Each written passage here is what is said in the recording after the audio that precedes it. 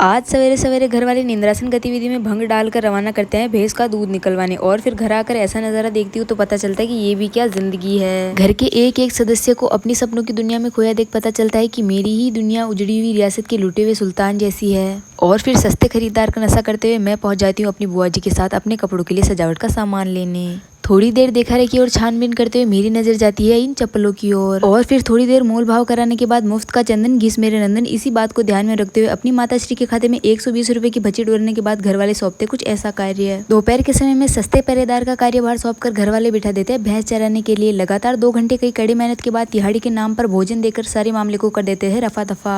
इन बच्चों के भविष्य को खतरे में देख इनको सिकिंजी बनाने का कार्यभार सौंप कर मैं चली जाती हूँ अपनी सपनों की दुनिया में थोड़ी देर खोने के लिए। उठने के बाद एक नजर अपने निवास स्थान की ओर घुमाती हूँ तो पता चलता है कि मेरा निवास स्थान रेगिस्तान कबाड़ खाने में बदल चुका है। समय की गंभीरता को समझते हुए इन बच्चों के हाथ में भविष्य विनाशक यंत्र थमा एक कमरे में फिट कर इस जगह को फिर से अपने निवास स्थान की ओर बनाने के लिए अपनी अपनी क्षमता अनुसार योगदान देने के बाद इन बच्चों के सामने गिड़गिड़ाते हुए 50 रुपए का सामान और 10 रुपए का किराया थमाकर रवाना करती हूँ दुकान की ओर।